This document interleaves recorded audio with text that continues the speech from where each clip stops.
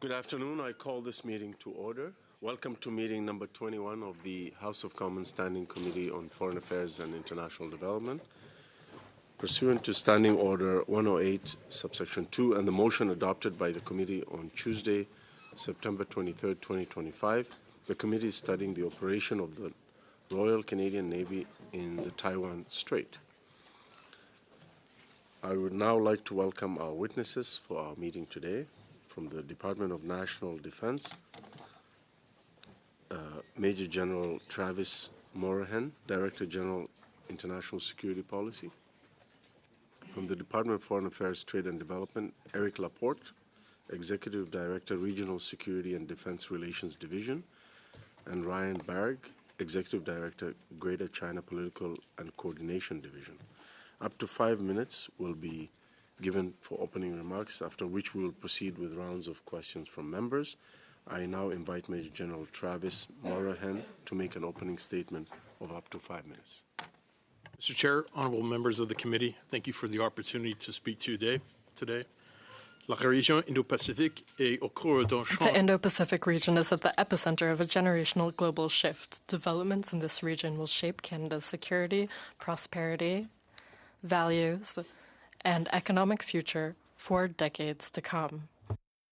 A strong defense presence in the Indo-Pacific positions Canada as a reliable, long-term security partner and helps create the stable conditions, open sea lanes, predictable rules, and regional security that underpin shared prosperity. Canada's Indo-Pacific strategy advances our national interests by contributing to a more secure, prosperous, inclusive, and sustainable region while strengthening Canada's national and economic security at home. I have a quick pause because one of the members, Mr. Abul Taif, is not receiving any audio. Yeah, okay.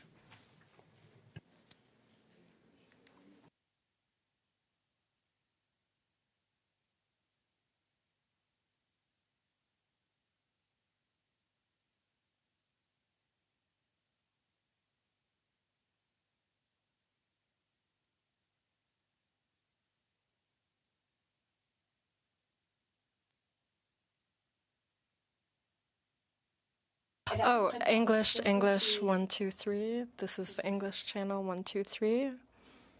English channel, testing, 1, 2, 3, English channel.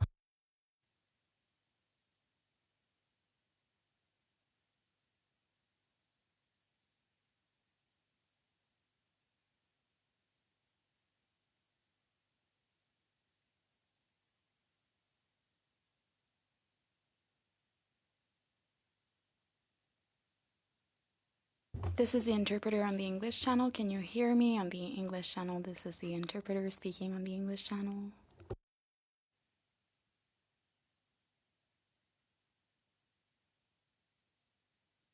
Please continue.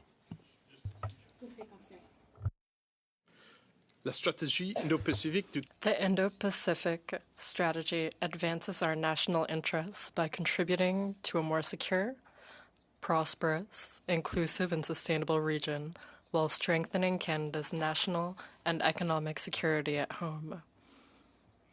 Through this strategy, Canada has increased its defense presence in the region, allowing for more engagement, cooperation, and collaboration with allies and partners. Continue to rise.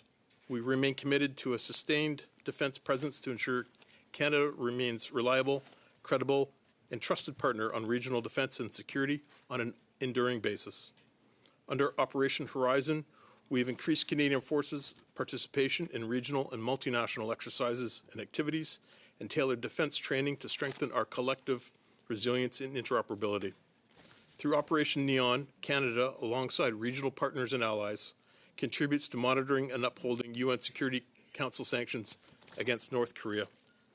We deploy 3 Royal Canadian Navy ships to the Indo-Pacific annually, increasing opportunities to work with allies and partner nations and enhancing military cooperation, including port visits.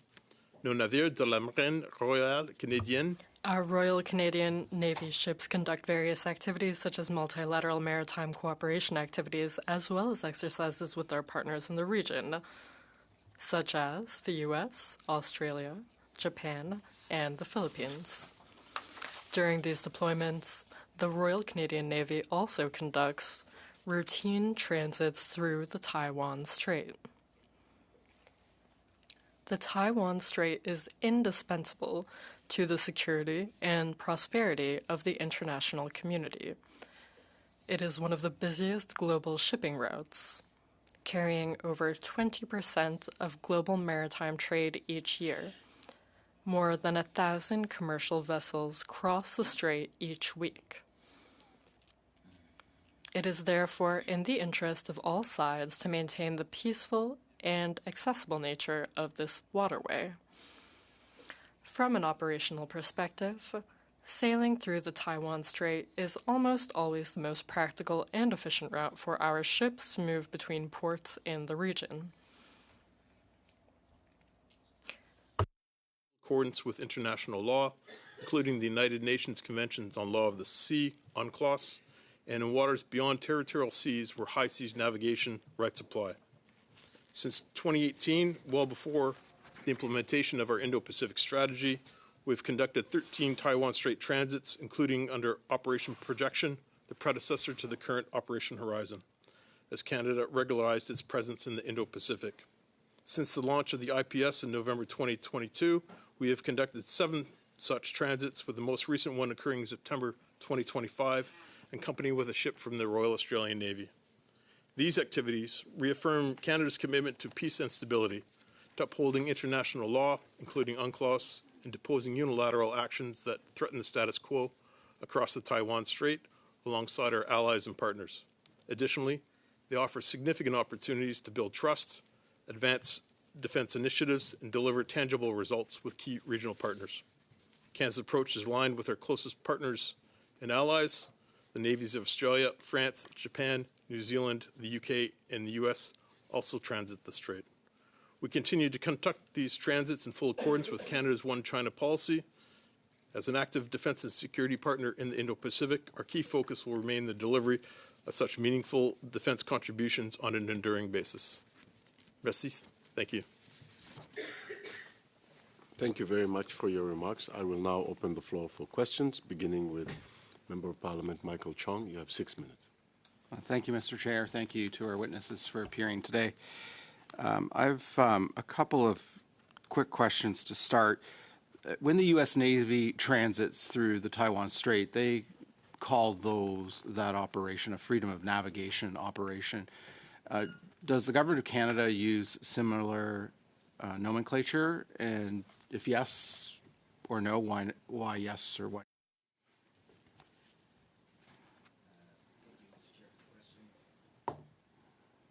Thank you, Mr. Chair, for the question. You're correct. The member is correct in highlighting that the U.S. Navy uses the terminology FONOPS, Freedom of Navigation Operations, for some of its operations in the Indo-Pacific and elsewhere in the world.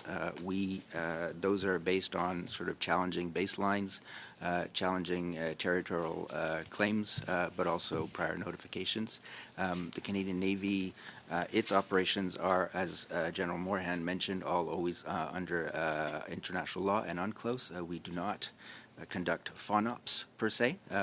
We conduct the only instance where we will push back on instances of another country is on sort of the prior notification for transits, but we do not conduct FONOPS as in the case of the U.S. Navy.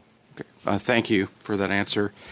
When the Canadian Navy frigate HMCS Ottawa transited through the Taiwan Strait, Taiwan's foreign ministry welcomed the transit and indicated that it was a demonstration of Canada's firm position on the Taiwan Strait is international waters, while at the same time the People's Liberation Army released a statement accusing Canada of undermining peace and stability in the Taiwan Strait. My question is, when Canadian naval vessels have transited through the Taiwan Strait, have they ever been met with activity from vessels that would be considered dangerous or unsafe? Thank you, Chair, for the question. Of the 13 transits, we have had no unprofessional or unsafe interactions with elements of the Taiwanese Navy or the PLA Navy. That's helpful. Thank you for that answer. The other question I have is, you mentioned in your opening remarks that Canada has increased its defense presence in the Indo-Pacific region. You mentioned as well that 3 Royal Canadian Navy ships are sent to the Indo-Pacific region annually. So can you tell us exactly how we have increased our defense presence? Like, have we gone from 1 Navy frigate to 3 frigates a year? Like, what exactly have we done to increase our military presence in the Indo-Pacific region? Thank you, Chair, for the question. We've gone to a more regularized 3 Canadian warships in the Indo-Pacific region as a means to demonstrate Canada as a reliable and stable partner in the region. We have Euro-Atlantic interests, we have Arctic interests, we also have Indo-Pacific interests. Those transits, or those ships, are a demonstration of Canada's resolve in the region. We also have other activities, maritime or multinational maritime cooperation activities that we conduct with other navies. We also have Indigenous maritime training activities with our allies. We also have cooperation and training activities with other nations. I can get into a lot of detail if you wish, Chair. But it's through the conglomeration of these activities, senior leaders' engagements, port visits, that allow defense diplomacy to take place. So it's just not the ships. There's air activities, there's ground activities through additional exercises. Okay, thank you. When we transit through straits like the Taiwan Strait, is the government of the PRC notified in advance of the transit? Or is this considered international waters such that no notification is necessary? So, Mr. Chair, thank you for the question. In accordance with our interpretation of UNCLOS and international law, we don't provide future notification, and also for reasons of operational security, because we deem these to be international waters, so we don't advise ahead of time for our transits. The Indo-Pacific strategy identifies the PRC as I believe the terminology is a disruptive power in the Indo-Pacific region. Can you tell us what sort of disruptions you're seeing from a defense point of view from the PRC in the region? Certainly, Mr. Chair. The PLA, the People's Liberation Army, has sought to modernize its capabilities and improve its proficiencies across all warfare domains to become a joint force capable of the full spectrum of operations through air, maritime, nuclear space, counterspace, electronic warfare, and cyberspace operations. We believe they have set a modernization milestone for the PLA military to be ready for any actions required or demanded by that government. All open source indications show a positive trend to be able to achieve this goal. Okay. Mr. Chair, I don't have any further questions right now. Thank you very much. We next go to MP Rob Oliphant. You have 6 minutes. Thank you, Mr. Chair, and thank you, Mr. Chong. Those are good questions that got me thinking, too, so it was helpful as well as the answers. Starting and leading off from some of his questions, beauty is in the eye of the beholder, and the advancement of peace and security through a variety of ways is sometimes perceived differently by different partners. I believe strongly that the CAF, the Department of National Defense, CAF and Global Affairs, are genuinely concerned about peace and maintaining stability to ensure transit, to ensure trade, to ensure all of those things, as well as keeping the status quo. That's not always perceived that way by everyone. And I'm just wanting to talk about that difference of perception that the People's Republic of China has with respect to our engagement, either in the South China Sea or transiting through the Taiwan Strait, and our goals. And are there things from the foreign policy standpoint that we can do to show that what we are doing is indeed absolutely within the One China policy and promoting peace and stability in the region. I know I follow up on that because Mr. Chung was asking, well, do we give advance notice? And because we deem them to be international waters, we take the route you said. But what can we do to ensure that this is seen as a positive enhancement for our bilateral relationship with China, as well as peace and stability in the region? Long question, but you can riff off it how you want. Yeah, maybe I can start, and I'll let my colleagues jump in. Thank you for the question, Mr. Chair. There are, as was highlighted, a lot of activities that D&D CAF are doing in the region. A lot of it is defense diplomacy. A lot of it is exercise training, cooperation with partners, with allies. And then there are a number of other things that are not so much in the military sphere, but things like cooperating with partners on things like dark vessel detection program. All of that is intended to help build maritime awareness, domain awareness, picture, and understanding, and that is also helpful for all countries to understand what movements are happening, what things are happening. So while we don't give advance notification to China for transiting the Taiwan Strait, because that's again under UNCLOS, that is not required, not a requirement for us.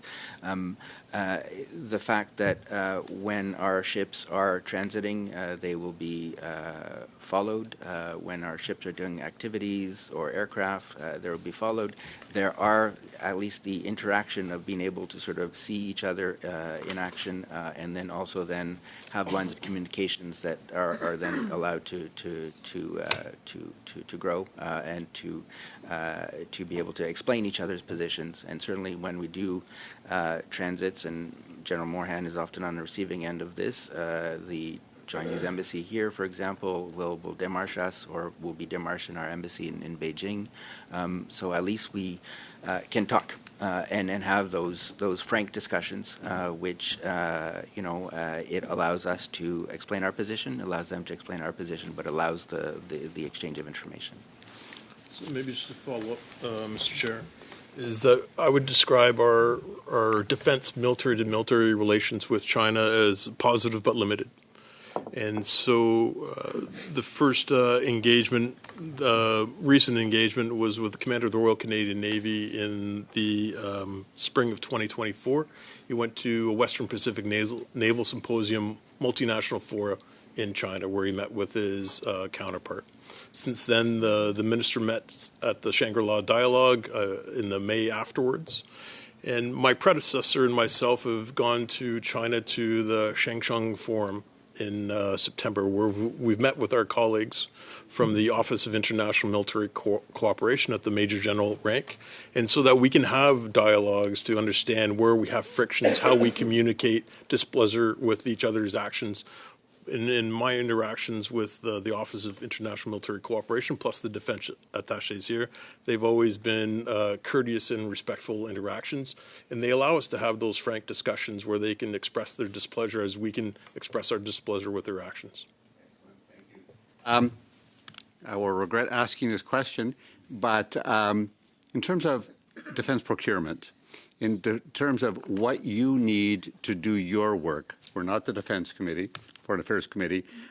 Is there a message you want to give us as parliamentarians with respect to your capacity, your capability to do this, to engage peacefully? This is our goal as in Foreign Affairs, is to make sure we have peace in our world.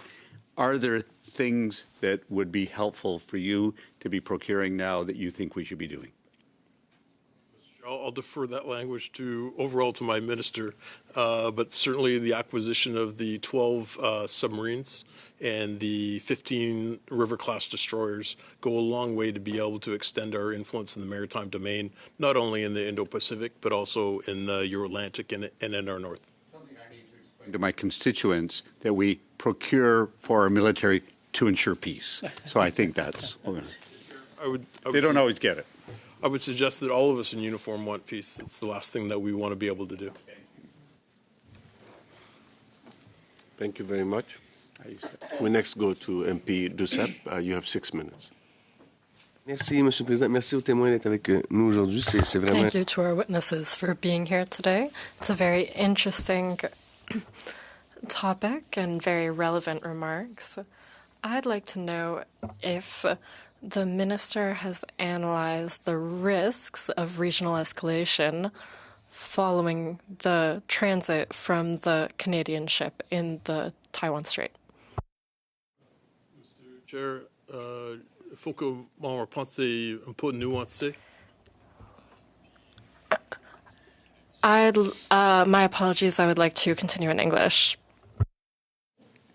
So the way we approve these operations is the Maritime Component Commander represents to Lieutenant General Steve Boivin, who's commander of our Joint Operations Command. That is done in conjunction with allies. That concept of operations is brought to the Chief of Defense Staff and the Deputy Minister for approval and recommendation to the Minister based on the inherent risks that are involved in that. And there's a delegated authority matrix based on the risk. But certainly in all the concept of operations that I've seen, we go through a process of identifying the risk, what is the actual risk, assessing it, how bad is it, probability versus severity. We then go through mitigating actions. How do we reduce that risk? And then we assess what is the resulting risk. And then we compare that against the authority matrix for who can approve at what risk level. If it's acceptable level of safety, then that's delegated lower. And the higher risk operations have a higher level of authority. But I want to, reassure the chair and the committee that this is looked at in great deal for every deployment that we undertake. Si je peux ajouter, Monsieur le Président, juste ce que le général a dit absolument. What the general said is completely accurate. There is also interdepartment consultation in all cases in order to ensure that what has been proposed maintains the risk level. Your two departments that are involved, there aren't other departments. It's really foreign affairs and defense, mostly those two. In some circumstances, there are others. So.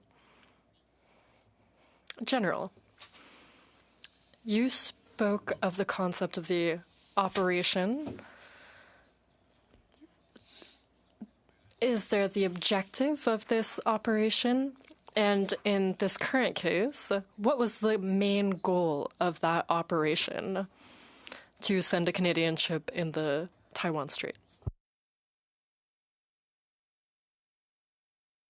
The deployments start in Halifax and they end up in Esquimalt, and so they travel around the world through conducting various operations. So it's not, we never just send one warship to sail through the Taiwan Straits. And so just to reaffirm the exercises that we partake the multinational, multilateral cooperation activities with New Zealand, Australia, Philippines are in the south.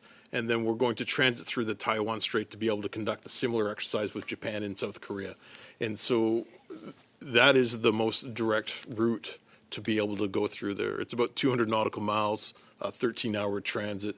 And we don't conduct any other provocative activities while we're on that transit. Although we could fly helicopters, we could do boat drills. We just sail at an economic speed through the Taiwan Straits so that we can get to the next operating area. Il y a quand même des réactions à chaque fois provenant du... There have been certain reactions from the Chinese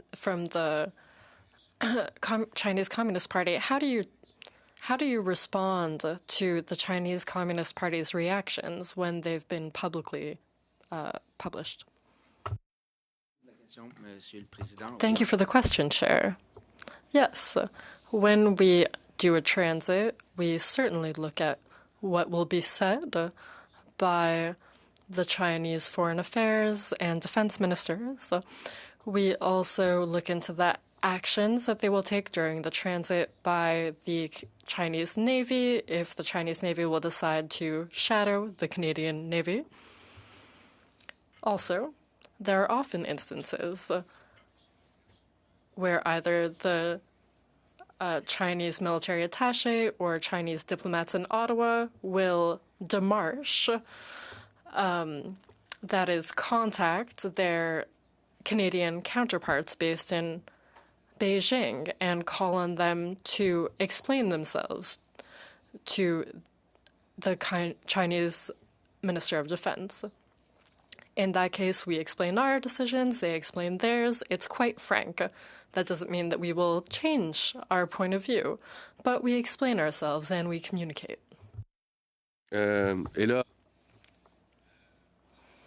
You have the right to respond or not, but there was a purge recently in the military commission that is by Xi Jinping.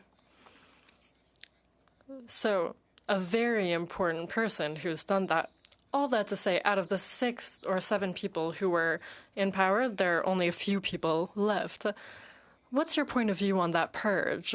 And if there were to be another Canadian operation in the Taiwan Strait, and on that commission there were to be new people on that commission, do you think there would be a stronger reaction?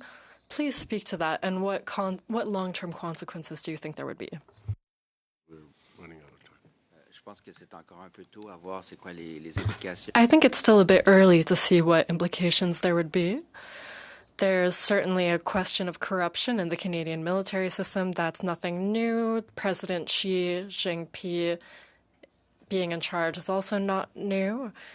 We're still early on in our analysis. Thank you very much. Go to MP Abu Taif, starting the second round. Is your headset okay now? That's still the same, but hopefully you can hear me. Thanks for appearing before committee. How often Canadian warships transit through Taiwan Strait? Through the Indo-Pacific strategy, we've regularized the Canadian warship presence 3 times through the year, maybe off a little bit depending on the actual calendar date.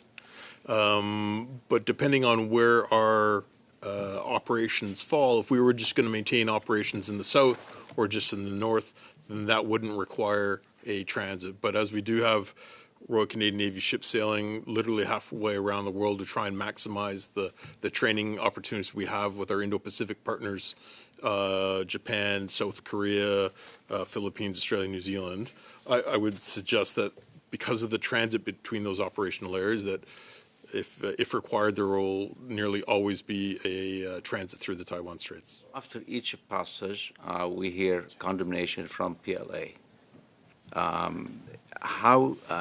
You've probably been following their tone throughout the years. Do you see any change in their tone from the last time we crossed compared to the ones before? Mr. Chair, thank you. The demarches that I've received since being in this job since August have been consistent.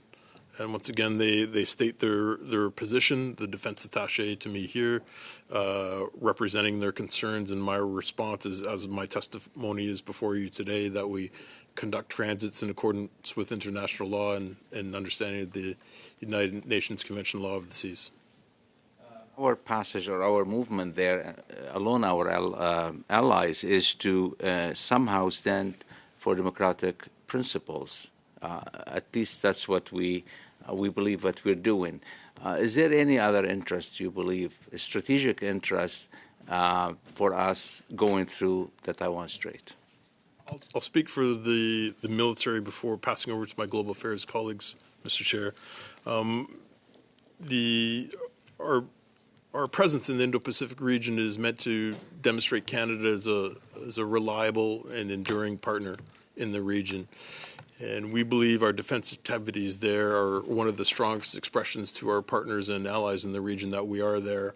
And it is able to open up other defense cooperation agreements and with other countries that allow us to advance Canada's interest.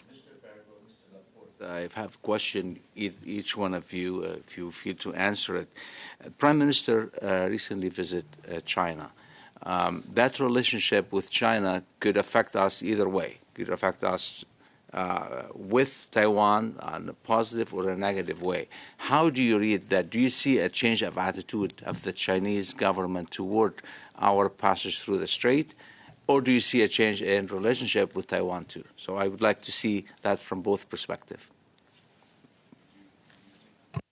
Okay. Thank you. Thanks for the question, Mr. Chair. Maybe it's too early to say. The visit just happened very recently. I think, all indications point to, a willingness or a desire on the part of the Chinese to re-engage with us. They're sending very positive signals. They're happy that that we seem to be, moving forward with a pragmatic, approach to cooperation with China. So I've noticed in my démarches, a shift in tone. But specifically related to the Strait, the transits, we haven't done them since that visit, so I couldn't really speak to that yet. Of course, would you like to weigh on the same question? I think Ryan has answered it perfectly fine. Thank you. Let's talk about the Chinese interest. We sail through international waters, so really we're not going through any other waters that belong to any country in the specific China. What do you see in China's interest in this thing? Like when they complain about our passage that we're going through, what do you see? How do you read this politically? Did you want me to take that? So thanks again for the question. So, Mr. Chair, China's interest in this is the, fundamental position on Taiwan. So since the beginning or the establishment of our diplomatic relations in 1970, via joint communique, that's when we established our one China policy, right? And I think that's the important piece here. It's very similar to, I'd say, the majority of countries around the world in terms of how they approach and engage with China. But basically, our one China policy, it has recognized the PRC as the sole legitimate government of China. Noting, and this is the important part, but not endorsing or challenging the Chinese government position on Taiwan. So the Chinese government has a very clear position on Taiwan. We note it, as do a lot, I'd say most countries in the world, but we haven't agreed to it. And, I guess I'd classify that as we call it strategic ambiguity. And what it has allowed us is to maintain official relations with China, but at the same time, have unofficial relations with Taiwan. And our relations with Taiwan are deep across many areas, and it allows us to basically agree to disagree. So the cases of the Strait transits are another example of that. We'll disagree with positions. The Major and colleagues here have talked about, our view in terms of international waterways. The Chinese position is different, so they will démarche us. They'll give their position, we'll give our position, and we'll move on. I think the most important thing to the Chinese now is that they understand that we'll agree to disagree. They just want us to reaffirm our commitment to our one China policy, and we do that. We've been doing that since 1970, reaffirming our position, and then we move on, and we're able to have relations with China, and we're able to have unofficial relations with Taiwan. Thank you. Thank you very much. We go next to Monsieur Guilbeault. You have 5 minutes. Merci beaucoup. Merci, messieurs, d'être ici. Avant de commencer. Thank you very much. Thank you for being here. Before I begin, I would like to highlight Mr. Chong's statement today. I think all MPs on this side of the aisle agree with you. The safety of our citizens and MPs is an essential question for the whole government. I have a question that might seem a bit philosophical to start off, but that has very concrete implications. Regarding diplomacy, there are different schools of thought.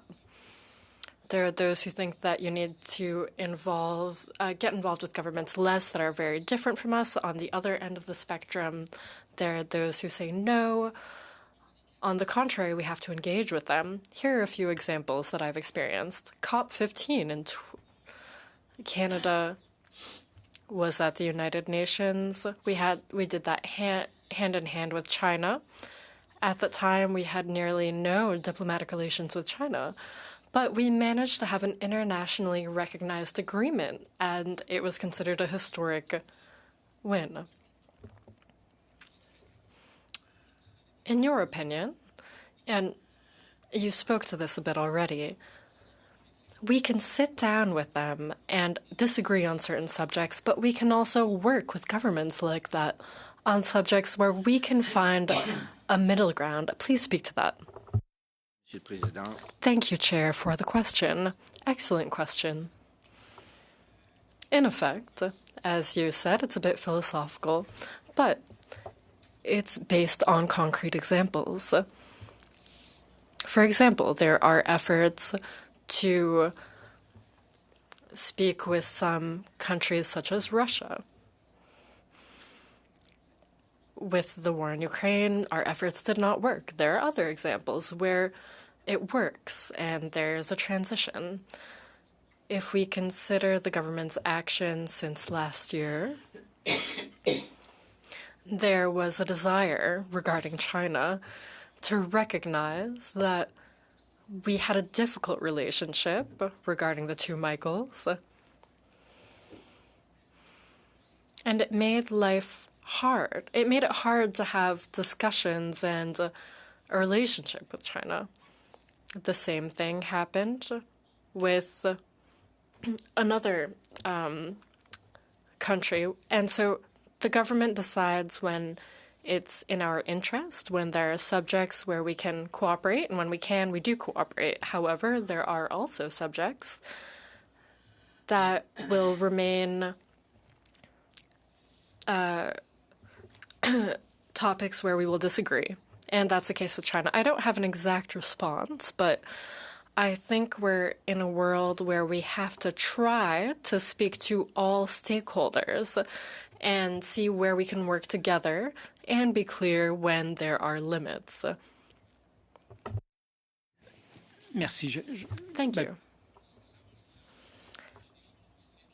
There are things we do that aren't very well known. For instance, there's an environmental cooperation committee with China. There, Canada and China come up with public policy in order to protect the environment. Historically, over the last 30 years, China put those into place on the climate question, biodiversity. And that kind of cooperation over the last 30 years has continued. I think it's one example among others that shows despite our differences, there are subjects where we're all in the same boat, and we won't solve the climate crisis without speaking to China. The same goes for biodiversity. The two countries are co-chairing a committee that aim to put COP15's agreements into place. So there are subjects that will be difficult, and I've participated in meetings. For instance, in 2022, I told my Chinese counterparts that we were very worried about the rise of tension in the Taiwan Strait, and as you have mentioned, we agreed on the fact that we didn't agree. But that at least allowed us to speak together, even if we didn't agree. Very short response, if necessary. I can respond briefly. No, thank you. I know the honourable member has great experience on some of those files that he spoke about, and I also believe that that's a great example of where we were able to work with China even at when we disagreed on a whole lot of things. We'll continue to disagree on many areas, but having the lines of communication open has been a clear priority as we move forward. And just to give a couple examples, in December we held consular consultations. Those haven't happened in the past, I believe, 8 years. So, if we want to protect our citizens, if we want to have those discussions, even on areas that we disagree with, it's important that we have the tables to get together with the Chinese and talk through these things. And we do, see some progress. Sometimes we will continue to agree to disagree, but having those channels of communication allows us a means to raise our concerns, understand each other's positions better, and hopefully find some common ground out of it. Thank you very much, Monsieur Duceppe. Vous avez 2 minutes et demi. Mr. Duceppe, 2.5 minutes. If you could give me 20 seconds more, because Stephen talked about Mr. Chong's statement. I'd also like to say that we support Mr. Chong's statement, and I'm also targeted by the sanctions because I'm also part of the committee. I think we all agree regarding Michael Chong's statement. Thank you. I'd like to know this. The government has committed to planning other operations. Is that the case? And will the Canadian Army go to the Taiwan Strait again? Mr. Chair, so as a continuance with our Indo-Pacific strategy, the Royal Canadian Navy will continue to exercise through collateral or collaboration representing Canada's desire for a peaceful and stable region. The other activities that we do in the region, a recent exercise that I'd like to highlight was with Australia, Exercise Talisman Sabre, where we had our largest participation of Canadian forces under Op Horizon, which was 600 CAF members through all domains. And so we will continue to operate through the Indo-Pacific strategy. And as mentioned before, if we need to transit between operation areas in the north and south, we will likely continue to use the Taiwan Straits as the venue.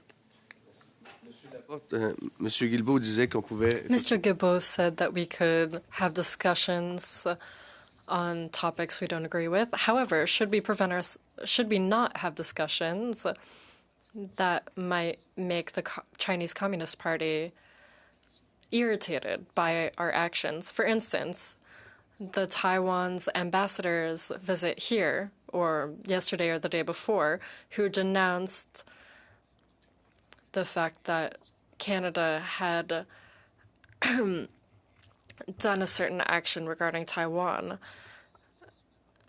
or had almost signed an agreement with China. If we want to continue to support Taiwan and Taiwan's autonomy, if an agreement was already ready, are we preventing ourselves from signing an agreement with Taiwan in order to not make China mad? Thank you, Chair. I'll allow my counterpart, Ryan, to speak to this. Thank you, Mr. Chair, for the question. I think it will always be a balancing act, and I think the most important thing is that we'll have to move forward with, Canadian interests, national and economic interests at heart. As I mentioned earlier, we have deep ties with Taiwan. The core of those ties are economic, people-to-people ties, and I believe that will continue. China, given that, as I mentioned earlier as well, that we will agree to disagree on the situation of Taiwan, China will push back on any and all engagement with Taiwan at all levels of provincial, municipal governments, at the federal levels, whether it's, collaborating on, virtually any areas, because that's their position, and it's always been like Pourquoi that. cette entente-là n'est pas signée alors que... Why haven't we signed that agreement when everything was ready? Even the legal side had been checked out. All that was missing was a signature. Then Carney came into power, and all of a sudden we didn't talk about that anymore while everything was ready to go. With Taiwan continues on the economic files, and I know that there was an arrangement. I'll clarify as well that it's not a free trade agreement. We have unofficial ties with Taiwan. So the trade, what's called the Trade Cooperation Framework Arrangement, it's a non-binding arrangement to begin with. It's not an official free trade agreement, and it sets out broad trade and economic principles to facilitate this trade policy engagement with Taiwan. So my understanding is that that essentially, yes, this arrangement has been essentially agreed, and discussions are underway considering next steps. Thank you. We next go to MP Rood. You have 5 minutes. Thank you very much, Chair. Thank you all today for being here on this very, very important topic. To global affairs, I'm wondering if the Prime Minister's decision to stall or ignore a Taiwan trade agreement has been influenced by concerns about retaliation from Beijing, including risks to Canada's naval transits and operational posture in the Taiwan Strait. So, Mr. Chair, thanks for the question. I can't really speculate in terms of, exact considerations taking place at the ministerial or prime ministerial level. I think that the PM has been very clear in terms of our desire to diversify our markets, and I think Taiwan is an important economic market for us, and that's why we were engaged in terms of seeking this framework arrangement with Taiwan. But we collaborate with them. We have an S&T agreement with them. We have, agreements around or arrangements around foreign investment, etc. I think that discussions are taking place, but I can't really speculate in terms of timeline on that or when that will come through. Obviously, the PM has been very focused on some very big challenges in our relationship with China. That was clear with his visit to China and what he was able to accomplish out of that. As that part of the considerations, I can't really speak to that. Has the department provided a formal risk assessment, and would the department recommend moving forward with the Taiwan agreement? So I think that would fall in the area of advice to ministers. So I don't think I'm able to speak to that. Thank you for your answer. In your department's official threat and stability assessments, is Taiwan regarded as a more stable, rules-based, democratic, and reliable partner for trade and regional security cooperation than the People's Republic of China? So thanks for the question, Mr. Chair. I think that we've been clear that Taiwan has been Taiwan is a vibrant democracy. I think it would be fair to say that we see, probably eye to eye with them on a lot more issues than others, perhaps. So, it's been a very strong economic partner with us, with whom we have unofficial ties, and I think it will continue to be so. Why is the government hesitating to deepen economic ties with Taiwan while still expecting the Navy to keep defending freedom of navigation in the same region? Well, I think that we can do I think we can do two things at once. As I mentioned, we can have, and we always have since 1970, when we established diplomatic relations with the People's Republic of China, diplomatic relations with China and unofficial relations with Taiwan. And so I think that we can continue to do so. If the government agrees that Beijing's escalating posture raises the risk of miscalculation, will it commit to a renewed Taiwan strategy that includes deeper coordination with democratic partners and clearer contingency planning for Canadians and Canadian businesses in the region? Mr. Chair, I'm not sure I have the answer to that, to be honest. I can say that, we do cooperate with many of our like-mindeds on a variety of issues, including Taiwan. We share best practices. We discuss with them our respective approaches to Taiwan. We've been involved in projects such as the GCTF Global Cooperation Training Framework, where we support and work with Taiwan. I think that's what I could say to that.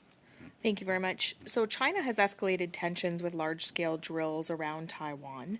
Is Canada taking a clear position on peace and stability in the Taiwan Strait and condemning these intimidation efforts? Thank you, Mr. Chair. Maybe I could take that one. Obviously, yes, we've seen sort of the large-scale drills by the Chinese Air Force and Navy around Taiwan, but also other exercises in other parts of the South China Sea. In those instances, we certainly call and condemn those actions. The point is we are calling for peace and stability and maintenance of the status quo and avoiding heightening tensions unnecessarily. Thank you. When a Canadian warship transits the Taiwan Strait and Beijing reacts with predictable outrage, what specific rules of engagement, de-escalation protocols, and force protection measures are in place to keep Canadian sailors safe from reckless harassment by the People's Liberation Army? Thank you, Chair, for the question. All Canadian Armed Forces members, even here in Canada, have the right to self-defense. And so as we execute all operations around the world, we develop the rules of engagement consistent with international law. The force protection measures are standard for any sailing configuration, and we've got great confidence in the captains of those ships to be able to de-escalate the situation as quickly as possible. But if called upon, then as we all are, we're prepared to defend ourselves, but we hope that'll never have to be the case. We're sailing international waters under international law in a non-provocative manner.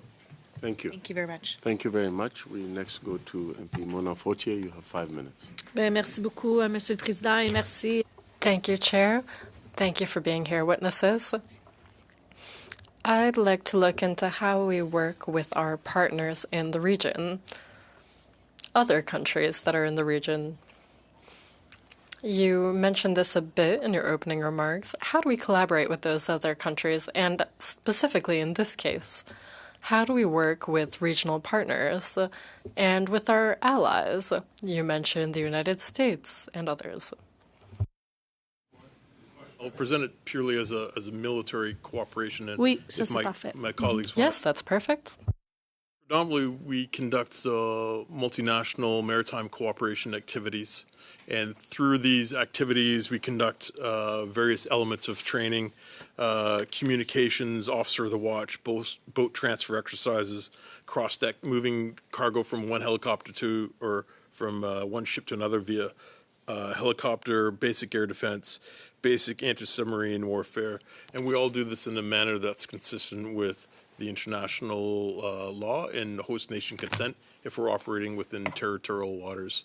And so this gives us the confidence to be able to work with partners in the region if elements were escalate, but it also gives really great training for our young sailors, aviators, and soldiers that have joined the Canadian Armed Forces for an incredible experience and to see different parts of the world.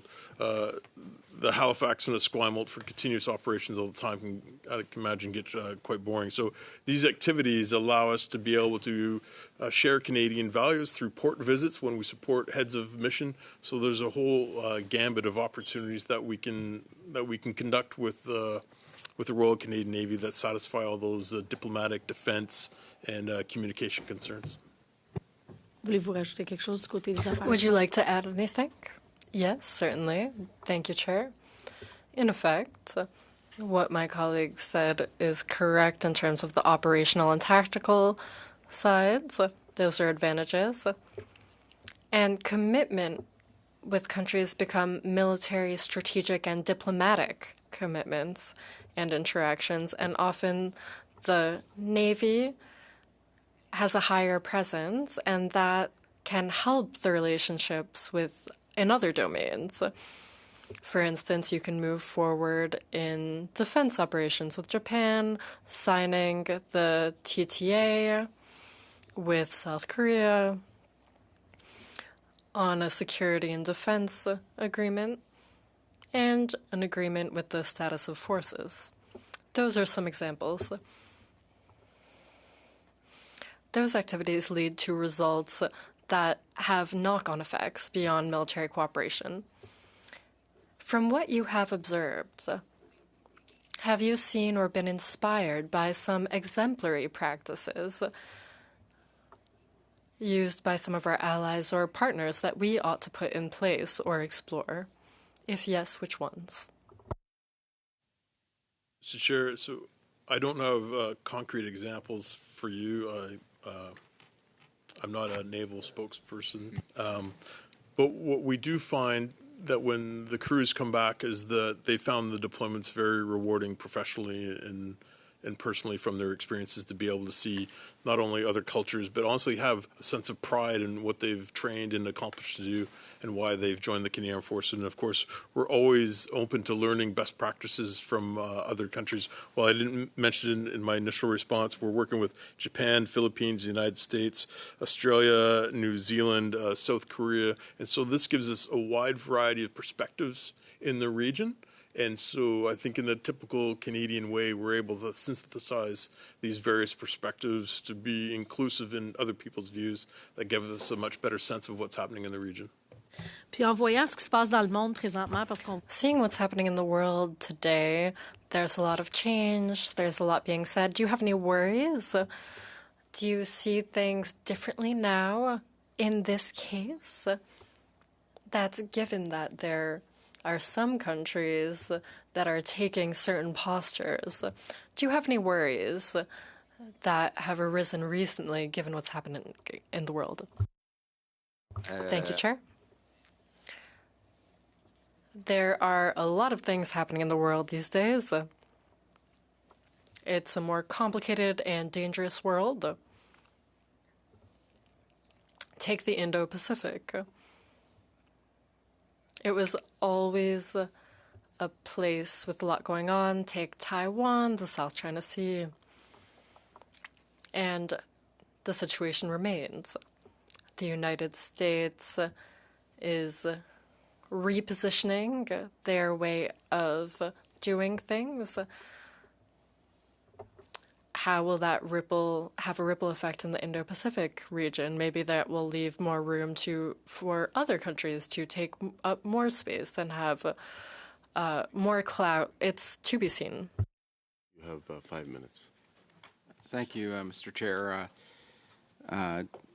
Thank you for the answers. I'd like to talk a little bit about the seas, the disputed seas just beyond the Taiwan Strait. In particular, I know that the Government of Canada doesn't recognize the PRC's 9-line claim over the South China Sea. And I note as well that the Government of Canada does recognize the Philippines' sovereignty over rights and jurisdictions in its exclusive economic zone. So my first question is, does the Government of Canada consider the Scarborough Shoal as part of the Philippines' EEZ? Thank you, Mr. Chair, for the question. I'm not going to answer specifically on that because I don't know the answer myself, but I do know that what we have called, obviously, we are opposing the militarization of disputed features and the use of, frankly, we're seeing naval, Coast Guard, and maritime militia vessels to intimidate and threaten ships of other states.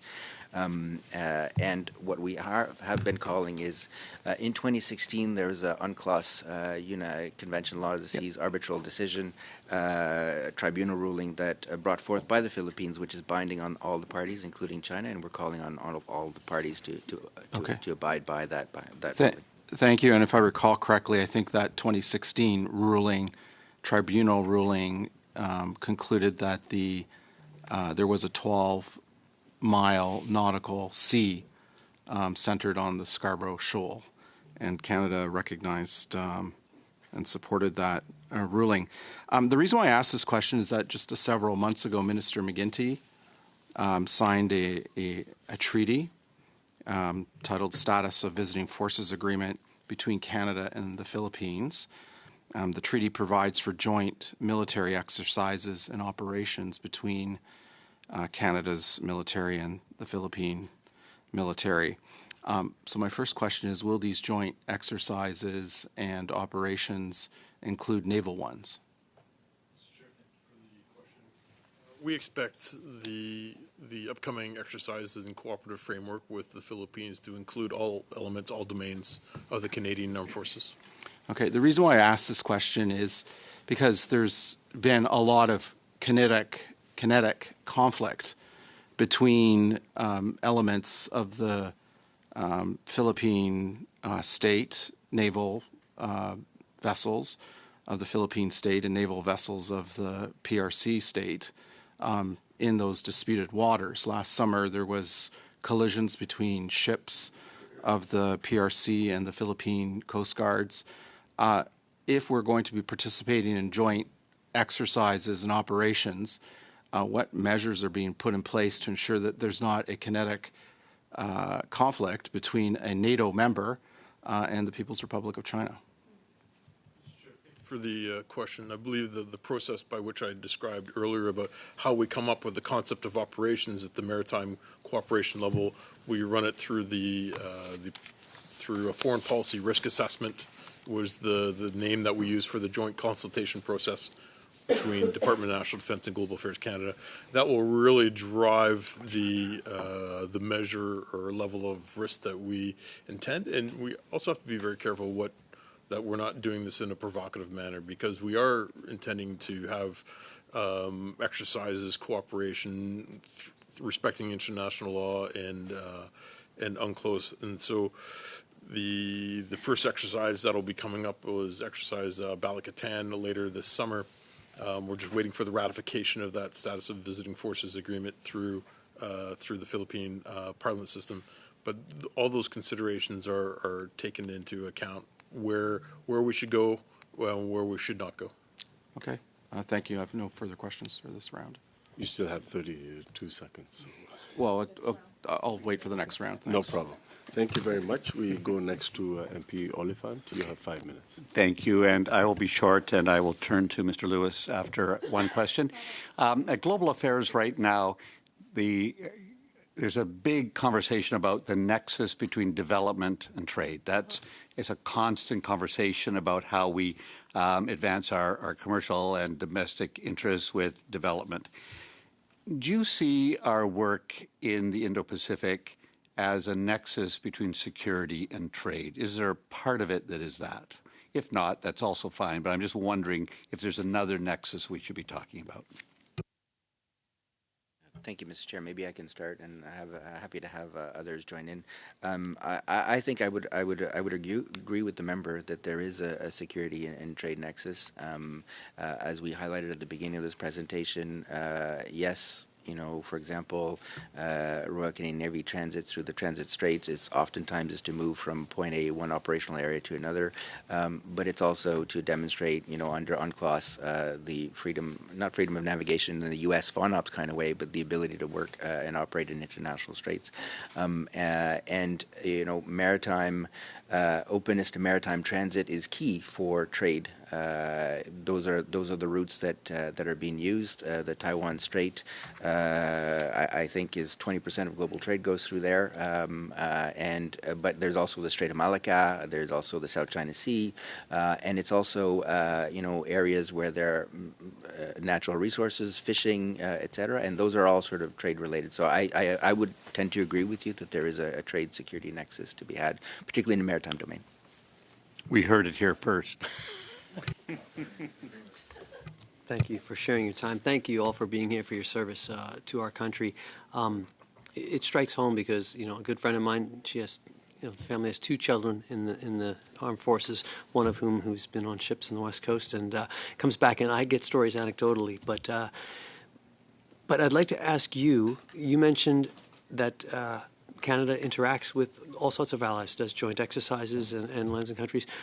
What are our allies' perceptions of Canadian armed forces? I hear the stories anecdotally, but what are we hearing? What lessons can we learn from that? How do people perceive Canada armed forces? Thank you, Chair, for the question. If you've heard the stories, they're probably closest to the source of what the sailors hear while they're in visiting ports. But what I hear is that through our Indo-Pacific strategy, that we have shown up and we've stayed. And that makes us a reliable partner within the Indo-Pacific region. And wherever we go, when I've traveled with the Chief of Defense Staff or with the Minister, there's always want more of Canada. And I think that speaks well to the competency, professionalism, and the way the Canadian Armed Forces presents themselves. So that's my understanding as the stories are relayed to me from allies. Appreciate that, but some of the stories from the younger people might be a bit saltier language from fairness. You also mentioned having the importance of having a dialogue with adversaries as well. What's working? What can be improved? How can that dialogue make sure that stays? Because that's the first line of defense is diplomacy. Chair, for the question. I think it's super important to be able to have that dialogue when the moment of crisis comes, where we're trying to diffuse tensions or make sure that we have a common understanding of what transpired. We need to revert to dialogue as the first course of action rather than escalation.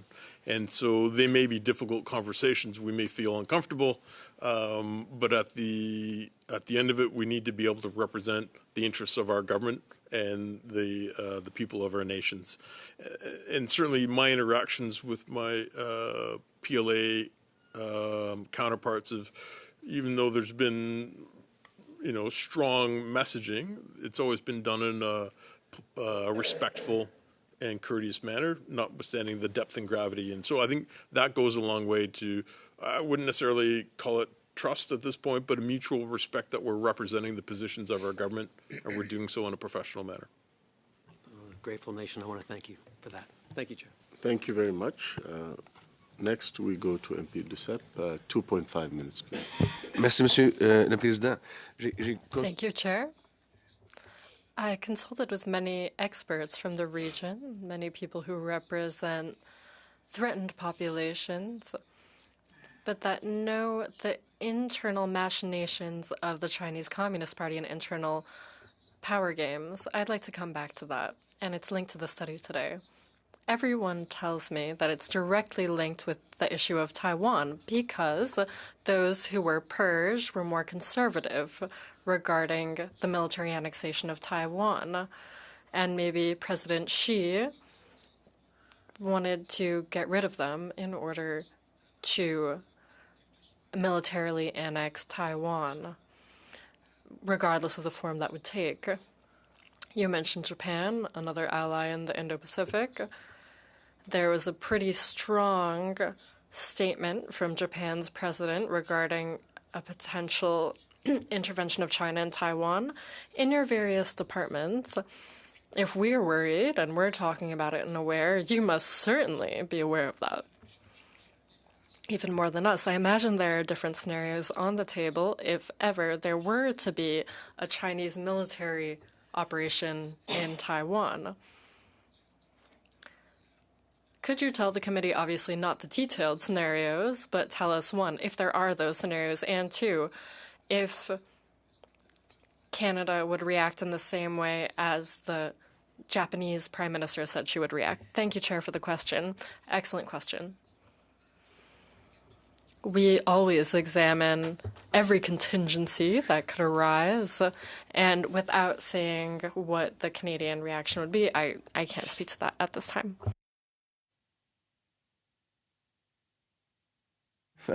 Okay. On the other, I understand that you can't go into detail, but I can imagine you're aware of everything that's happening at the moment.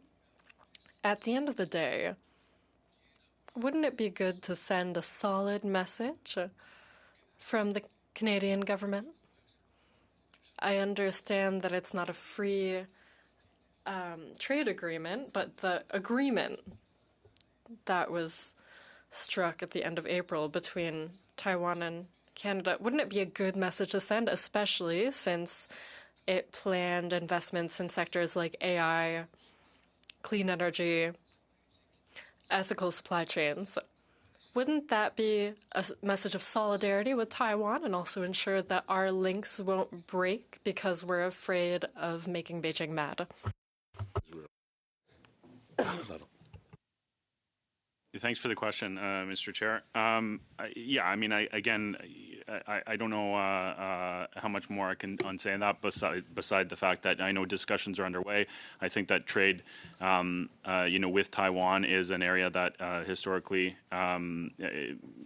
there's no reason why we can't trade with Taiwan. It's been the core of our relationship. We have a CTO, a Canadian Trade Office in Taipei. Taiwan has their TICO office, the Taipei Economic and Cooperation Office here too. It's fundamental to our relationship. So, that's why we were engaged in those discussions. We have an annual consultation group called CTEC with Taiwan, where we talk about trade issues and cooperation, related cooperation.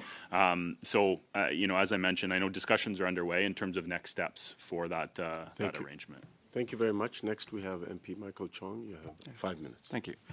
I'd like to go back to the Taiwan Strait. As we were talking about earlier, that the Canadian Navy has transited down the median line of the strait in international waters.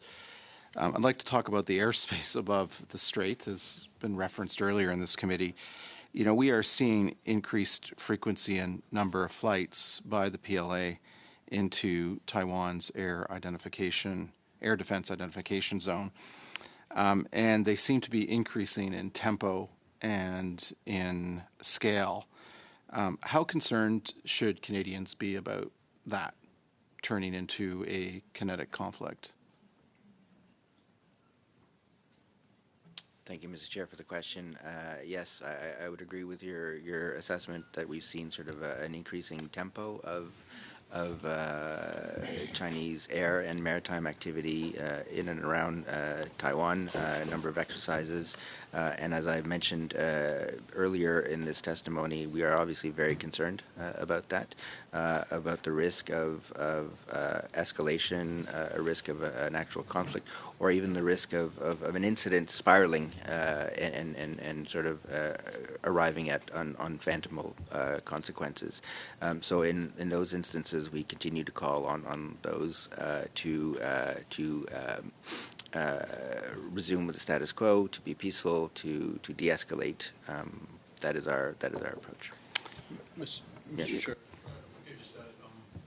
not that I'm condoning those actions, but in international law, the air defense identification zone doesn't represent an illegal act or an act of war. It's the 12 nautical miles, which is the firm line.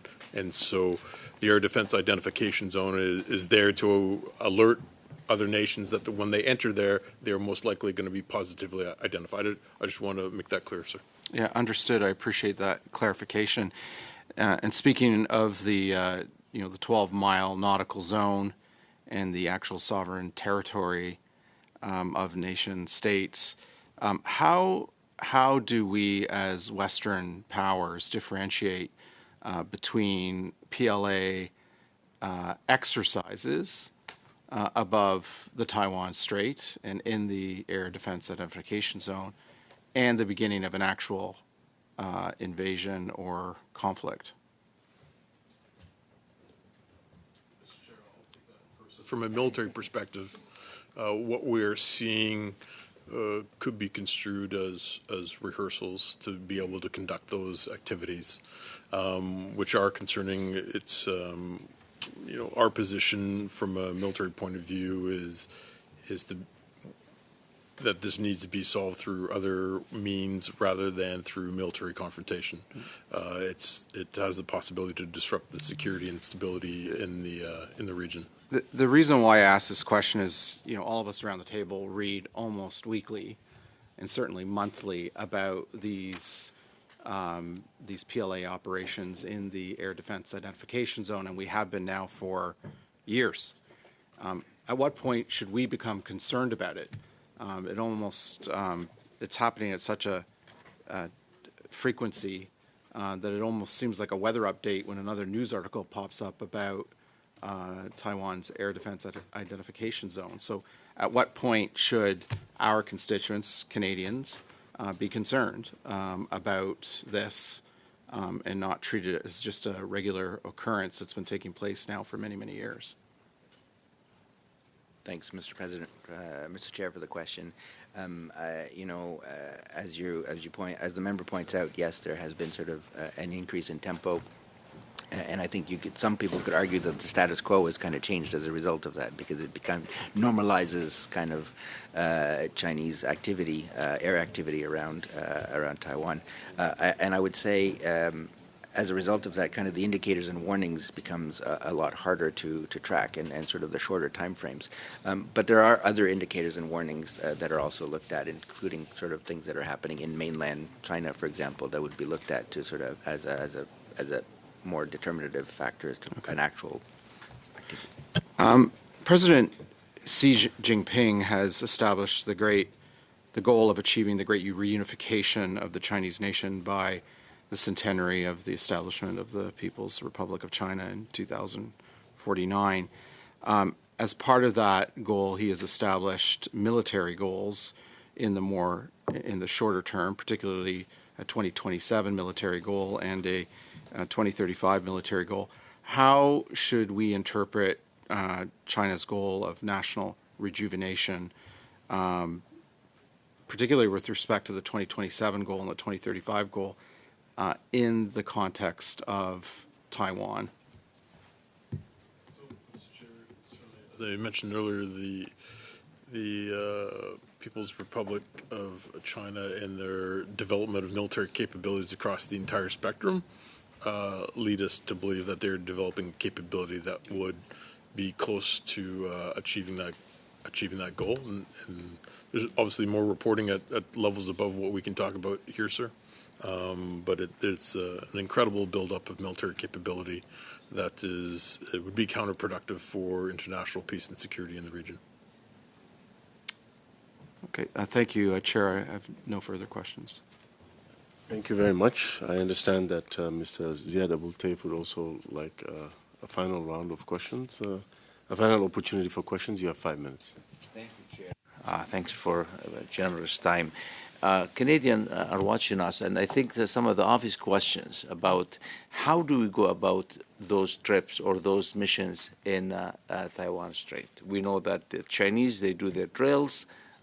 They show us that's an example that at one time they may want to invade the island, and that could be a trigger for a bigger war. So how do we go about Canadian mission? Do we do it alone? Do we do it in conjunction with our G7? I think it would be nice to explain that to Canadians since they're watching.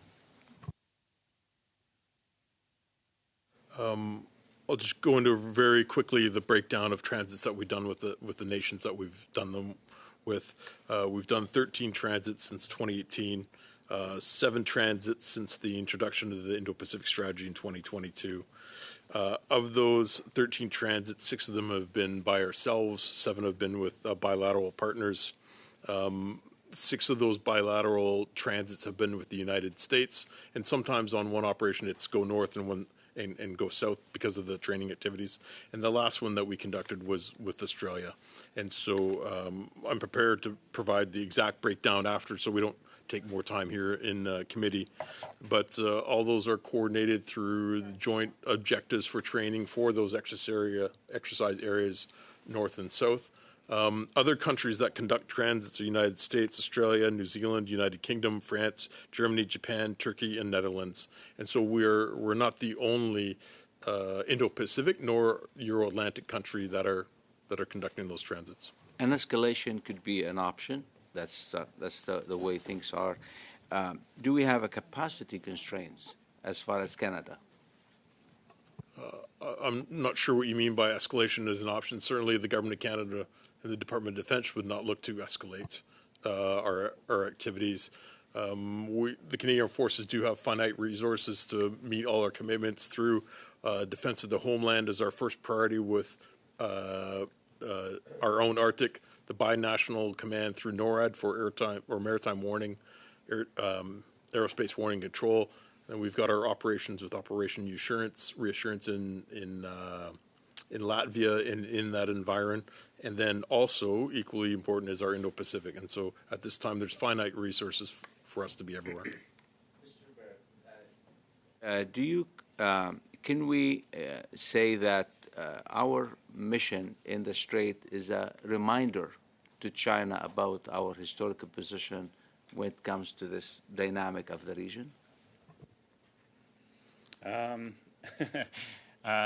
not sure how to answer. A reminder of our historical position? No, I mean, I think what's most important when we're dealing with the PRC is and what they want to see, and I think what we're happy to provide is a reaffirmation of our one China policy.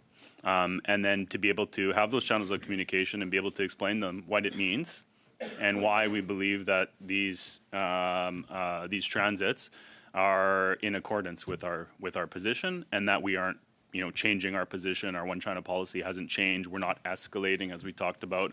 So, in a sense, I guess what you're getting at is it's kind of the same thing. Yeah, it's a reaffirmation of our one China policy. G7 asking for peace and stability in the region. That's an obvious position because, as I said earlier, maybe the last thing anybody wants is a major war around this issue. How do you see China responding to that? So, Mr. Chair, thanks for the question. How they respond to it is how we've talked about already. I mean, a démarche. I mean, every time a transit happens or a statement is released, whether that be G7 or whether that be an individual country, they raise it as an issue. Just like us, reaffirming our position, they will reaffirm their position and put it on the table. So that's how they respond to it. This question is not more of a generic question. Where does the international law sit in this whole dynamic? between China trying to reaffirm its position as far as Taiwan or its policy. Same on our side, we do try to reaffirm our position or remind China that this is our position. How do you see the international law at play here? Thank you, Mr. President. Maybe I could take that one. Unless it goes to an actual tribunal and a court case, international law is kind of depending a little bit on what was meant the eye of the beholder in some instances. And in this case, a vast majority of countries believe that the Taiwan Strait is one of international strait under UNCLOS. China recognizes that it is. It actually talks that it is an international strait, but it sort of opposes having foreign military transits without asking for at least notification, et cetera, et cetera. And so it is in a way how China interprets their position over the strait. Is it up to the how much time? Well, we're over I'm done. We're over the time, unfortunately. Well, thank yes. you anyway. We'll have a brief Thank you. intervention from Monsieur Duceppe. Juste une petite question, ça vient. Just a little question that just popped into my head. Recently, there were 2 Liberal MPs that were in Taiwan, and they were called back quickly and weren't able to complete their visit in Taiwan. They were called back by, we don't know who it came from, the call. Do you think It's relevant to the On a parlé d'environnement, de COP, de... we talked about COP15, we talked about the environment. I think we can talk about this. des relations But I'm Chine-Taïwan. talking about China-Taiwan relationships. I want to know if, in your opinion, that MPs are affected by the new relationship that the government seems to have with the current Chinese regime. Mr. Chair, thanks for the question. I think in terms of what I mentioned, our position on Taiwan and our unofficial engagement with Taiwan, in